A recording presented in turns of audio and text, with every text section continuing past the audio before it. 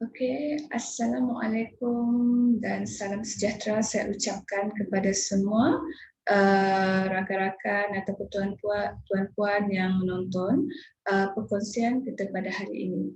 Okey, pada hari ini perkongsian yang akan dilakukan adalah bertajuk kesihatan mental versus penyakit mental. Jadi, pada topik kali ini kita akan membahaskan apa itu kesihatan mental dan apa itu penyakit mental.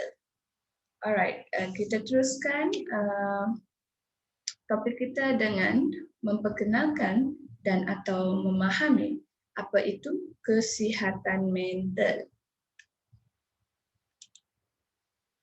Alright, kat sini. Apa itu kesihatan mental? Jadi, macam yang kita faham, kesihatan mental itu adalah satu keadaan yang sejahtera di mana seseorang individu tersebut menyedari pertama, keupayaan dirinya, kedua, dapat mengendalikan tekanan dengan baik, ketiga, bekerja secara produktif, keempat, mampu menyumbang kepada masyarakat. Ini bermaksud, apabila seseorang itu memiliki kesihatan mental yang baik ataupun bagus, dia sedar, dia boleh buat benda ni, dia tahu kebolehan diri dia boleh melakukan semua pekerjaan harian dengan baik. So, itu merupakan penjelasan untuk yang pertama, iaitu keupayaan diri dalam diri individu sendiri ya. Okey, yang kedua, dapat mengendalikan tekanan dengan baik. Di sini bermaksud, sekiranya seseorang itu mengalami sesuatu tekanan, dia mempunyai cara yang baik untuk dia mengatasi masalah ataupun tekanan yang tengah dihadapi dengan baik. Jadinya, dekat sini dia tak macam bergantung ataupun dia tak tunggu orang untuk selesaikan masalah dia. So dekat sini dia lebih kepada mencari penyelesaiannya sendiri, and then mencuba sesuatu sendiri, dan boleh dia mempunyai coping skill yang baiklah untuk menghadapi tekanan ataupun permasalahan yang berlaku dalam diri seseorang individu itu sendiri. Alright, yang ketiga pula, bekerja secara produktif. Maksud dia kat sini, kalau bekerja secara produktif, dia tu boleh melakukan kerja secara baik, and then prestasi kerja pun bagus, dan segala macam yang dia lakukan dekat tempat kerja tu, dia boleh macam biasa. Dia boleh, ini tugasan dia, jadi dia boleh siapkan, dia boleh fahami, dia boleh menyeimbangkan pekerjaan di tempat kerja dia. Jadi ini bermakna kesihatan mental dia tu dalam keadaan yang sihat lah, maksud dia kat sini. So kesihatan mental ni dia tak sama ya dengan penyakit mental.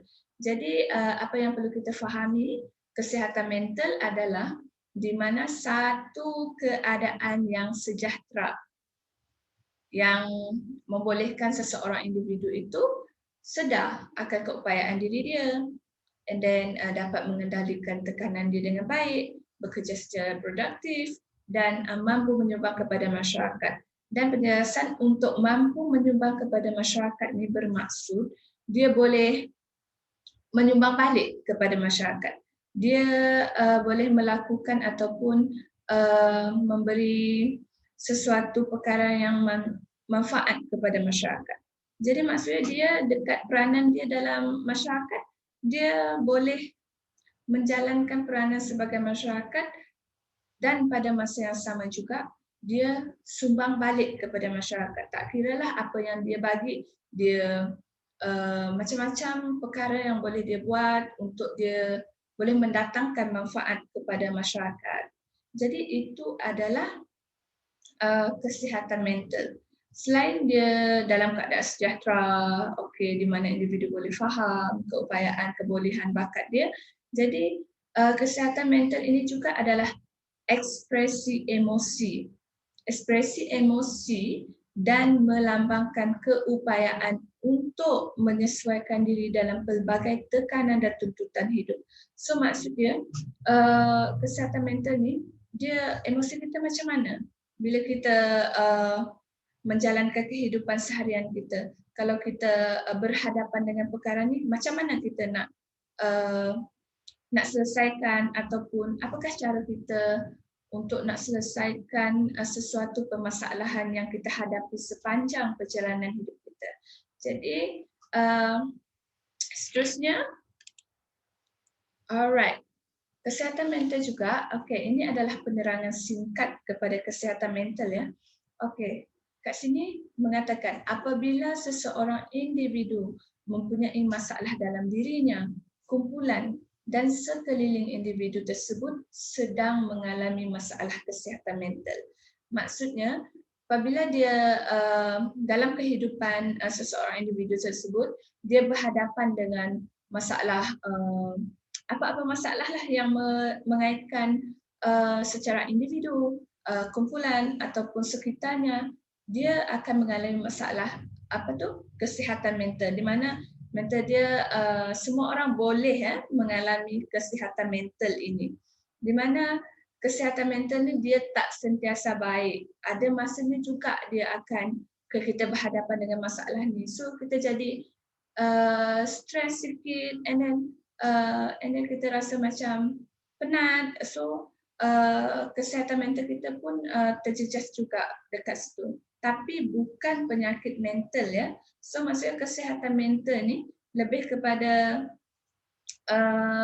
keadaan semasa kita, keadaan mental semasa kita. So dia tak terus kepada terus dikatakan okey, kesihatan mental ni adalah penyakit mental. So itu adalah fahaman yang salah ya untuk kesihatan mental dengan penyakit mental. Dua-duanya adalah berbeza.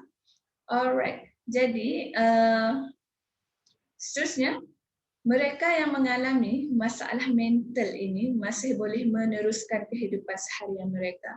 Okey, seperti yang saya jelaskan sebelum ini, apabila semua orang boleh kena kesihatan mental ni, masalah kesihatan mental, sebabnya kita berhadapan dengan cabaran, dengan tuntutan hidup kita dalam kehidupan sehari-hari. Jadi untuk nak mengalami masalah kesihatan mental tu, semua orang pasti akan mengalami ya masalah kesihatan mental. Dan sekiranya mereka berhadapan dengan masalah kesihatan mental, diorang still boleh melakukan aktiviti harian seperti biasa dan dapat terus meneruskan kehidupan mereka seperti sedia kala. Berbeza pula dengan penyakit mental. Kalau penyakit mental, dia adalah lebih kepada gangguan pada mental ataupun bahagian otak yang akan menyebabkan mereka tak boleh function ataupun tak boleh meneruskan kehidupan dengan seperti biasalah kalau orang yang mengidap penyakit mental ni. Manakala kalau untuk orang yang ada masalah kesihatan mental, dia still boleh meneruskan kehidupan seharian seperti biasa. Cumanya adalah yang cabaran sedikit-sedikit yang mengganggukan sepanjang perjalanan hidup yang menyebabkan mereka sedikit terganggu kesihatan mental mereka. So sangat berbeza ya kesihatan mental dengan penyakit mental. Alright, seterusnya. Ini adalah faktor yang mempengaruhi masalah kesihatan mental. Okey.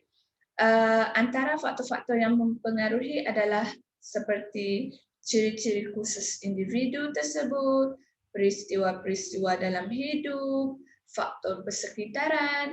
Jadi tiga benda ni merupakan faktor yang mempengaruhi kesihatan mental seseorang individu. Okey, mari kita sama-sama lihat penjelasan terhadap faktor-faktor ini. Alright. Dekat sini ada satu jadual yang menerangkan apa itu ciri-ciri khusus individu, apa itu peristiwa-peristiwa dalam hidup, apa itu faktor persekitaran. Jadi dekat sini saya akan jelaskan satu persatu ya untuk faktor yang boleh mempengaruhi kesihatan mental seseorang individu. Jadi pertama sekali adalah ciri-ciri khusus individu. Pertama, harga diri. Okey, kedua, tabiat ataupun kebiasaan dia. Dan ketiga, kemahiran daya tidak coping skill. Sebabnya untuk harga diri ni, jika seseorang berhadapan dengan masalah kesihatan mental, jadi dia rasa rendah diri and dia rasa harga diri dia tu macam dia perlu ada harga diri dia.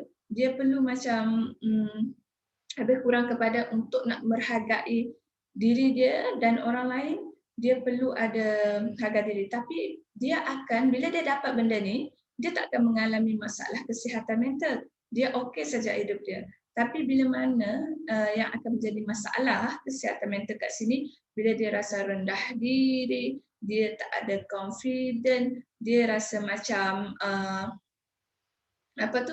dalam diri dia tu dia tak ada, dia suka banding-bandingkan hidup dia. So dekat sini akan mengganggulah dia punya kesihatan mental tu. Alright, yang kedua adalah tabiat ataupun kebiasaan. Kebiasaan yang sering dilakukan yang boleh membawa kepada masalah kesihatan mental dia sendiri.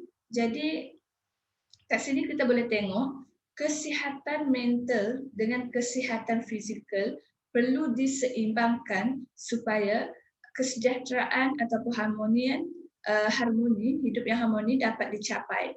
Alright, yang ketiga adalah kemahiran daya tindak atau dalam bahasa Inggerisnya coping skill. Sebabnya coping skill ni setiap orang adalah berbeza ya coping skill dia. So contoh dia berhadapan dengan sesuatu masalah, cara dia mengendalikan sesuatu perkara itu adalah tak sama dengan orang lain. So setiap orang ada cara tersendiri untuk nak menyelesaikan masalah. Okay, kat sini saya bagi contoh seperti kalaulah si A ni mempunyai masalah keluarga, ya contoh masalah keluarga. Si B pun menghadapi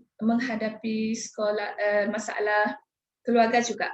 Jadi dekat sini dua individu mempunyai masalah yang sama, tetapi belum tentu dua individu ini mempunyai coping skill yang sama dalam berhadapan dengan masalah yang mereka hadapi. Mungkin si A akan guna cara ini untuk dia settlekan masalah dia, si B pula akan pilih cara ini untuk settlekan masalah. Contoh dia, si A ambil keputusan untuk coping skill yang dia ambil adalah dengan menghindari ataupun lari daripada rumah. Manakala si B dia pilih untuk berkomunikasi dengan baik, bincang elok-elok untuk settlekan sesuatu permasalahan tersebut. So itu depend kepada setiap individu untuk nak cari cara yang sesuai untuk mereka berhadapan dengan masalah. Sekiranya mereka pilih yang positif, mereka akan menjalani kehidupan seperti biasa dan dapat menyelesaikan masalah mereka. Kalau dari segi yang negatif, mereka akan mengalami sedikit masalah dan akan menjejaskan juga kesihatan mental mereka. Jadi itu adalah dari faktor ciri-ciri khusus individu. Dan sekarang kita bergerak kepada faktor seterusnya, iaitu peristiwa-peristiwa dalam hidup yang boleh mempengaruhi kesihatan mental seseorang manusia ataupun seseorang individu. Jadi yang pertama adalah kehilangan orang yang disayangi. Okey, maksud dekat sini adalah kematian ataupun seseorang yang dia sayang tu dah tak ada dekat dia lagi. So lebih common lah itu kematian ya untuk peristiwa-peristiwa dari hidup. Bila dia berasa orang yang dia sayang tu, orang yang dia memang harapkan akan selalu ada dengan dia dah tak ada, dia akan mengalami masalah kesihatan mental.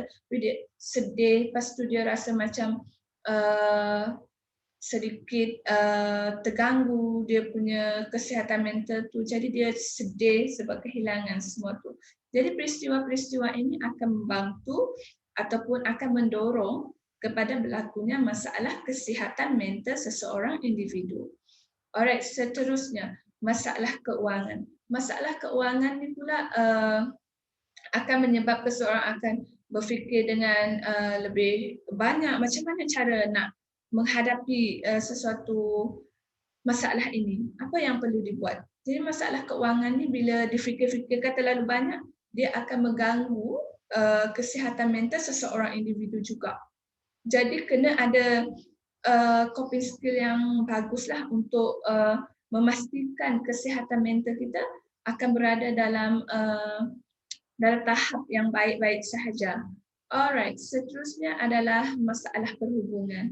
Masalah perhubungan seperti perceraian, perpisahan dengan pasangan masing-masing. Nah, untuk peristiwa ini, jadi bila dah putus cinta contohnya, akan sedih, akan kecewa. Jadi benda-benda semua tu akan mempengaruhi dia punya kesihatan mental juga. Dia akan tak lalu nak makan, contoh saja kan. Jadi perkara-perkara ini secara tidak langsung akan mempengaruhi kesihatan mental seseorang individu tersebut juga ya. And then yang terakhir untuk peristiwa-peristiwa dalam hidup adalah peralihan putaran hidup, iaitu persaraan ataupun dari remaja kepada dewasa. So peralihan itu akan menyebabkan seseorang individu itu rasa macam akan rasa ada yang berubah. So dia macam mana nak menyesuaikan diri dalam sesuatu keadaan tersebut. Begitu juga dengan persaraan. Bila dia tak ada kerja, dia terpaksa duduk rumah, and then dia tak biasa kan, selalunya kan selalu kerja, and then buat pergi office ataupun buat secara online. Dia kerja, tiba-tiba okey dah pencen ataupun dah bersarat. Jadi dia rasa macam tak biasa dengan sesuatu perkara yang baru dia alami. Jadi ini juga boleh mendorong kepada kesihatan mental seseorang individu itu juga ya. And then yang seterusnya, yang terakhir adalah faktor persekitaran. Seperti mana pertama, sokongan sosial. Jadi seseorang individu akan mengalami kesihatan mental, masalah kesihatan mental bila sokongan sosialnya, maksud dia dari ibu bapa, dari kawan-kawan, dari orang-orang sekeliling lah. Dia mendapat sokongan daripada orang sekeliling. Jika dia tak dapat, dia akan rasa macam dia akan keseorangan. Jadi itu nanti akan mendorong kepada masalah kesihatan mental dia. Seperti biasa dia akan rasa macam sedih, and then kecewa. So benda tu nanti bila terbawa emosi, and then dia akan rasa sedih, kecewa, dan akan mengganggulah, akan efeklah dia punya kesihatan mental dia nanti. Alright, seterusnya keadaan fizikal, di mana keadaan fizikal ni dia melibatkan kepada keadaan tempat tinggal seorang individu tersebut, bising ke, sangat panas ke, sempit ke, semua tu akan menjejaskan juga dia punya kesihatan mental. Jadi bila mana keadaan di situ dia selesa, luas, and damai ataupun tenang, dia akan rasa selesa dan kesihatan mental dia pun okey. Alright, itu tadi merupakan faktor-faktor yang boleh mempengaruhi kesihatan mental seseorang individu tersebut. Seterusnya, okey, kita berpindah pula kepada penyakit mental. Okey, sekarang kita tengok apa itu penyakit mental. Samakah dengan kesihatan mental? So dekat sini saya jelaskan ya, penyakit mental tidak sama dengan masalah kesihatan mental. Kesihatan mental lain dan penyakit mental adalah lain. Jadinya penyakit mental ni adalah gangguan otak yang melibatkan gangguan emosi, pemikiran, tingkah laku dan persepsi seseorang individu tersebut. So dekat sini kita clear dengan yang dinyatakan gangguan otak. Bermakna ini merupakan satu penyakit yang melibatkan otak manusia tersebut, yang tadinya akan mempengaruhi emosi dia, pemikiran dia, tingkah laku dia dan persepsi dia. Jadi semua benda ni akan terganggu semua. Maksudnya bila terganggu tu, dia bukan setakat contoh keadaan, dia bukan setakat sedih je. Sedih yang dia alami nanti kalau dia ada penyakit mental ni, sedih yang berpanjangan sampai memberikan kesan kepada dia punya fizikal ataupun keadaan mental dia sendirilah. Itu ini yang dikatakan penyakit mental. Dia ada gangguan dekat bahagian otak dia. Alright, so penyakit mental ni memberi penderitaan kepada pesakit dan orang sekitarnya seperti keluarga, kawan-kawan dan orang-orang terdekat dia. Penyakit mental ni dia bukan sekadar macam oh dia tu bila orang cakap kan stigma, okey penyakit mental, okey gila. So tidak semestinya sebab itu adalah stigma ya, bukan fakta kepada penyakit mental. Penyakit mental ni adalah gangguan dalam otak yang mempengaruhi semua tingkah laku, pemikiran, emosi manusia sehingga kan mereka tidak dapat meneruskan ataupun menyelesaikan tugasan mereka seperti hari-hari sebelum mereka terkena penyakit mental ni. Jadi mereka bila terkena penyakit mental ni, mereka tak boleh dah nak teruskan kehidupan seperti biasa. Ada je gangguan yang benda-benda yang akan mengganggu mereka dalam nak menyelesaikan satu tugasan harian tersebut. Jadi dia tak function well. Lain pula dengan kesihatan mental tadi. Kesihatan mental tadi, yes mental dia mungkin agak ada terganggu sedikit, tapi dia still boleh. Dia masih boleh menjalankan kehidupan dia seperti biasa. Maksudnya mental dia terganggu disebabkan oleh keadaan ataupun situasi hidup yang tuntutan hidup yang perlu mereka penuhi ataupun capai. So mereka akan mengalami masalah kesihatan mental. And then penyakit mental ni juga boleh berlaku kepada sesiapa sahaja tanpa mengira umur, bangsa dan agama. Maksudnya penyakit mental ni bukan hanya untuk orang yang okey, dia dah contoh dia lah kan, orang akan ada persepsi macam dia dah tua so dia akan ada penyakit mental. Tidak semestinya ya, dia tak akan kira umur penyakit ni, dia boleh terkena kepada sesiapa sahaja, baik orang tu profesional ke, ataupun orang biasa ke, ataupun kanak-kanak ke, ataupun dewasa, remaja, tua, semua boleh kena penyakit mental ni. Alright?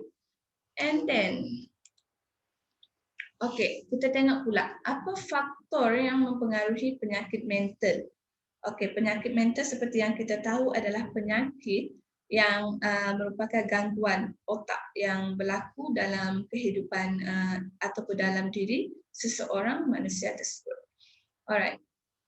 Dia ada 3 faktor yang mempengaruhi penyakit mental ni. Yang pertama adalah biologi, fizikal, psikologi dan persekitaran. Okey. Jom kita tengok sama-sama. Apa itu yang dimaksudkan dengan faktor biologi, faktor psikologi, faktor persekitaran? Okey, yang pertama sekali adalah biologi. Okey, so di sini kita boleh tengok berlakunya ketidakseimbangan bahan kimia dalam otak yang disebut sebagai neurotransmitter. Jadi bila benda ni terganggu, dia akan mengganggu fungsi ataupun peranan otak tersebut. Bila bahan kimia ni berlaku ketidakseimbangannya dalam otak. Dan bila benda ni berlaku, otak tak boleh function well lah. Bukan dia tak function at all, tapi dia tak boleh berfungsi secara biasanya yang berlaku.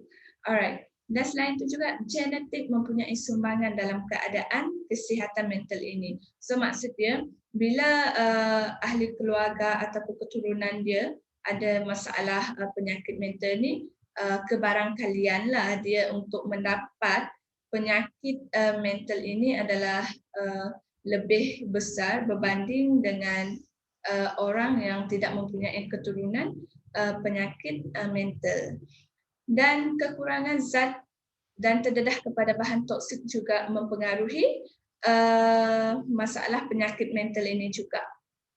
Seterusnya, faktor psikologi. So dari segi faktor psikologi ini lebih kepada trauma psikologi yang teruk. Maksudnya penderaan emosi, fizikal dan seksual, maksudnya berlaku sesuatu peristiwa yang boleh mendatangkan trauma dalam diri seseorang individu tersebut. Bila dia contohlah dia mengalami masalah PTSD pada usia dewasa dia, kemungkinan faktor psikologi dia pernah mengalami sesuatu peristiwa yang menyebabkan dia asyik teringat dan sukar untuk dia nak lupa. Jadi perkara-perkara seperti ini akan mendorong dia ataupun menjadi faktor kepada dia untuk mendapatkan penyakit mental tersebut.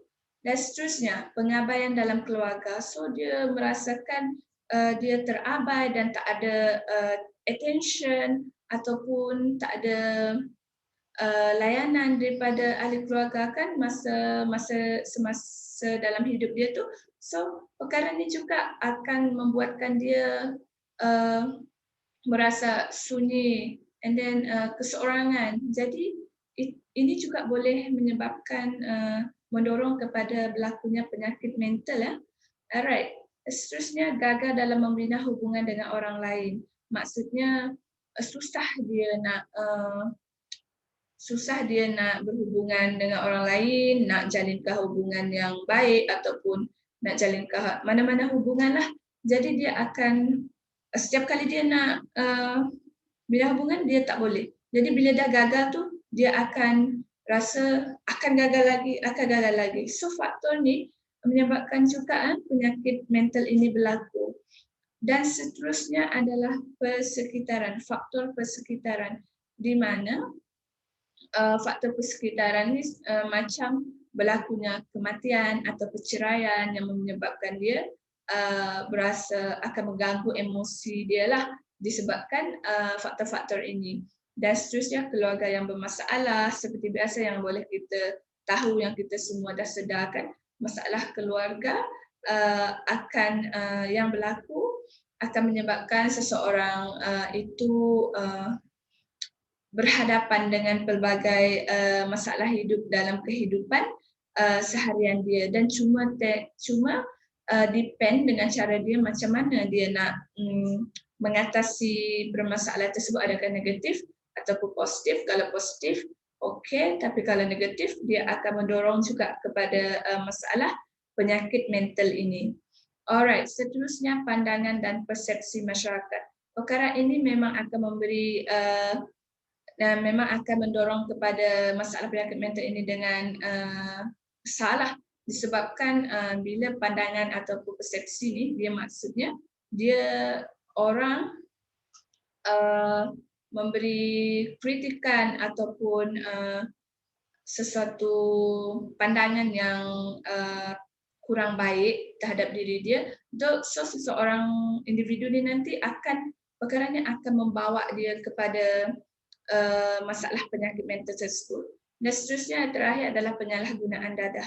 Alright, jadi maksudnya bukan disebabkan oleh sesuatu faktor saja, faktor biologi sahaja, faktor psikologi sahaja, faktor persekitaran sahaja dan terus dapat penyakit mental. Dia tak macam tu juga ya. Dia adalah ketiga-tiga faktor ni akan ada saling kaitan dia dan membawa kepada penyakit mental. Maksud dia kat sini dia ada juga faktor biologi dia, psikologi pun masuk, persekitaran pun masuk. So bila ada saling kaitan tu and then saling apa orang cakap, saling ada kaitan dan saling mempengaruhi antara satu sama lain, maka seseorang individu tu nanti akan berhadapan dengan penyakit mental dalam dirinya. Jadi maksud dia kat sini, dia bukan setakat satu faktor sahaja yang menyebabkan penyakit mental boleh berlaku. Alright. Jadi dekat sini kita boleh tengok ya, macam mana perbezaan antara kesihatan mental dengan penyakit mental.